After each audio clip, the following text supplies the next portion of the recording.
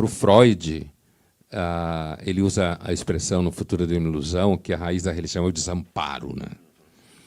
O desamparo por quê? Porque nós percebemos, seres humanos percebem que a gente é desamparado. Uma finitude. Qualquer hora dá errado. Hoje, por exemplo, Quase foi uma deu. coisa impressionante.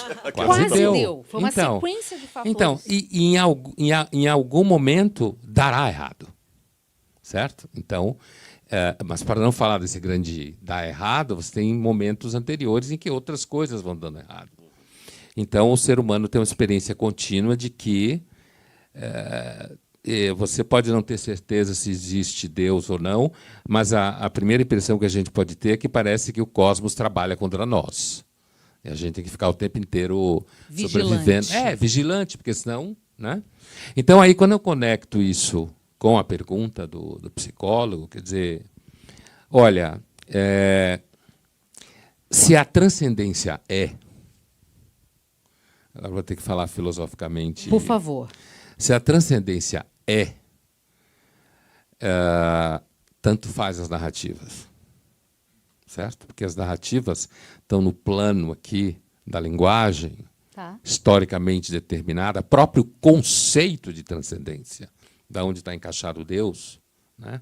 A ideia de alguma coisa que atravessa a totalidade da nossa capacidade de compreensão do que seria o cosmo, o universo humano, animal, tudo que existe. O universo em si não é transcendente, que ele está aí. A transcendência, se ela ou seja, se ela existe, se ela a narrativa está aqui embaixo. Você pode, inclusive quem discute história das religiões num movimento de diálogo interreligioso, e muita gente o faz, entende que as diversas formas de crenças são linguagens distintas para lidar com o mesmo objeto, que seria Deus. O transcendente. É claro que os politeístas não gostam dessa conversa, porque para eles existem vários deuses. Verdade. Não quero entrar nessa discussão. O transcendente é alguma coisa que não está no espaço ontológico do que é imanente. Agora eu chutei o balde.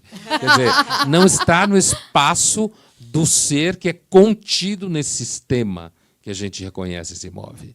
É alguma coisa, por exemplo, que não cabe na linguagem. Isso é o básico no judaísmo. No sentimento, como você mesmo Deus está fora da linguagem.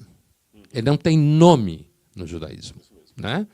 Você se refere a várias expressões para falar de Deus no judaísmo, mas Deus é um vocativo, ele não é um nome, não é uma descrição. Deus é impredicável.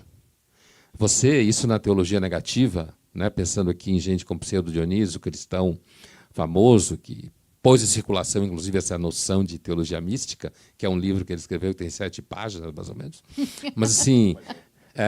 Mas assim, Deus, ele, em mística a gente chama essa forma de pensamento de apofático, quer dizer, você não consegue manifestar na linguagem.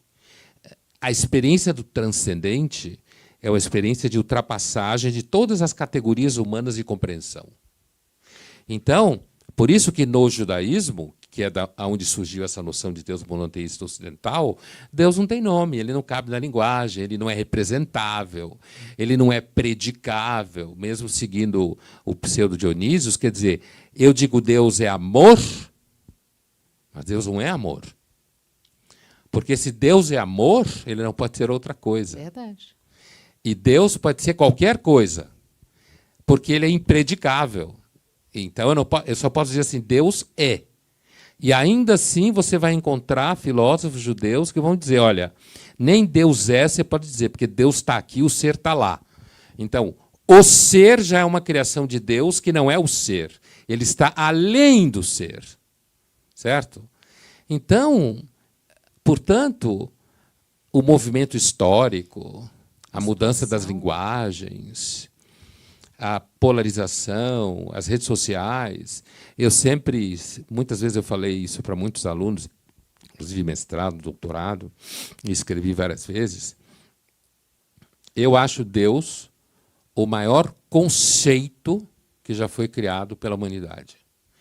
Porque é uma verdadeira luta marcial, do ponto de vista lógico, você encarar o conceito, que no fundo não é um conceito. Você mesmo costuma dizer que só debater Deus já denota uma grande inteligência para quem acha que que Exatamente crente é burro. isso. Deus, do ponto de vista da tentativa de circundá-lo, compreendê-lo, deixa você mais inteligente. Você tentando cercá-lo, dizer o que é. Eu estou me movimentando aqui no plano da filosofia da religião, não estou me movimentando no plano da fé do crente que frequenta o templo, que é outro barato. Né? Outros baratos. Outros, no caso de várias religiões. Então, eu diria o seguinte, quer dizer, portanto, essas variações históricas, né, é pó. Como dizia Abraão, eu que sou pó e cinzas, venho aqui falar com o senhor. Ou seja, eu sei que eu não sou nada, então pega leve. Certo? Porque no judaísmo é muito claro. Cuidado quando você chama Deus, porque se ele aparecer, você vira cinza. Então, no Rosh Hashanah, no Yom Kippur, quando você toca o shofar, né? Certo? Quando você toca o shofar, você tem que se virar de costas para onde está a Torá aqui atrás, ó. Você podia chamar de altar, não é assim? Você vira de costas, algumas pessoas cobrem a cabeça de costas. Por quê? Porque quando você toca o shofar, você está chamando Deus.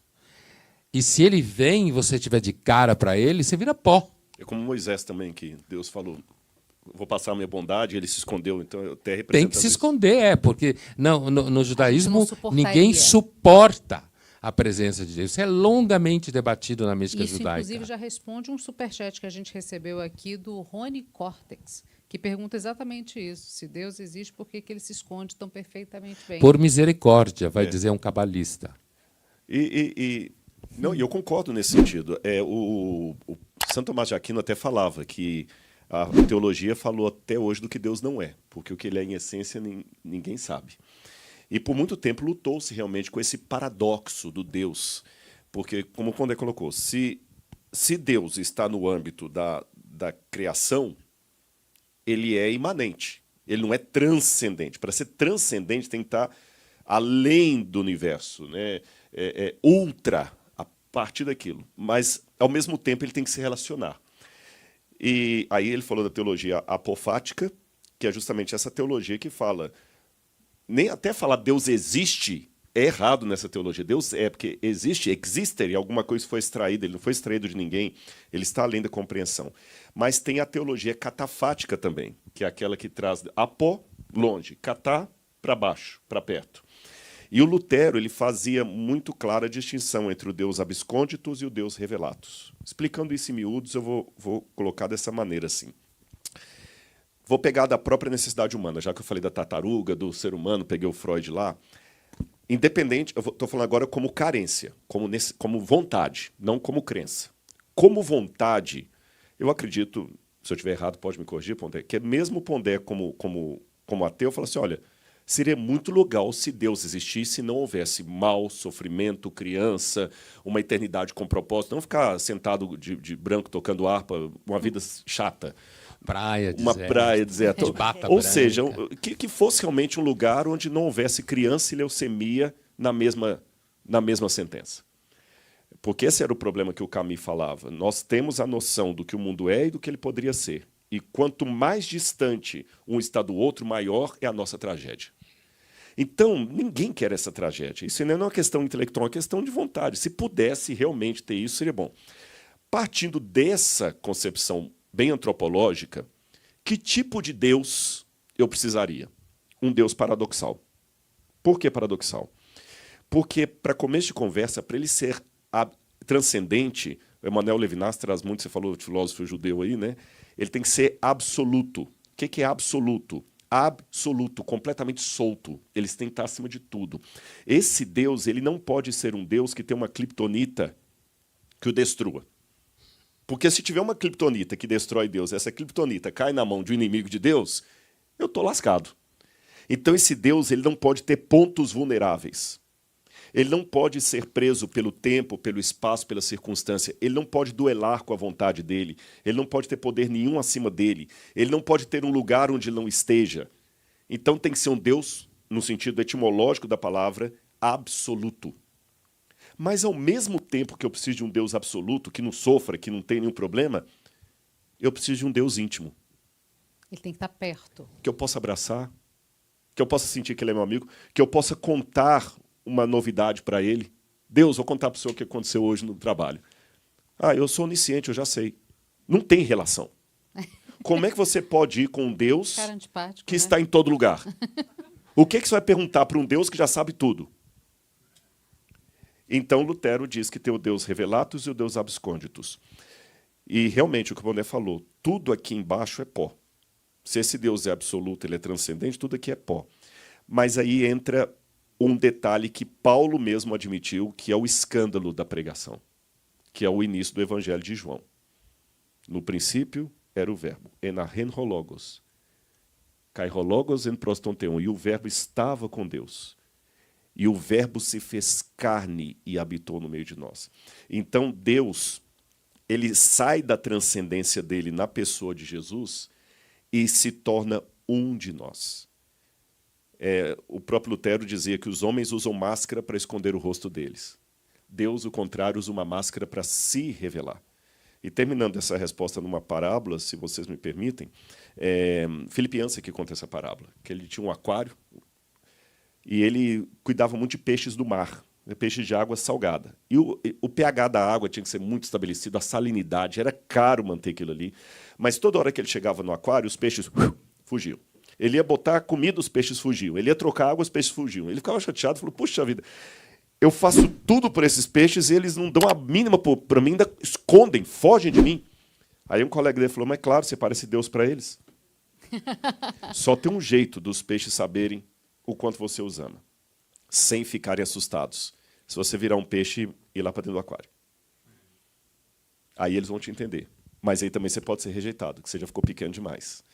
Então, enquanto a teologia falava que Deus, estou colocando a teologia cristã ocidental, Deus é 3 em 1, Santíssima Trindade, eu nunca entendi. Que Deus é onipresente, onisciente e onipotente. Eu não entendi Deus. O dia que falaram que Deus se fez carne e habitou no meio de nós, eu comecei a entender Deus. É um paradoxo. O mesmo Deus que é incognoscível, ele se revela.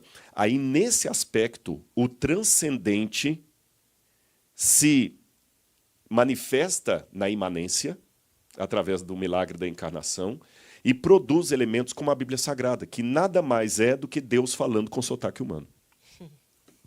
Então, é assim que eu vejo essa descida de Deus. Mas, realmente, se Deus não fizer esse movimento de diminuição, de proximidade, nós só podemos predicar de Deus de maneira apofática, falando o que ele não é, porque o que ele é, a nossa linguagem não atinge.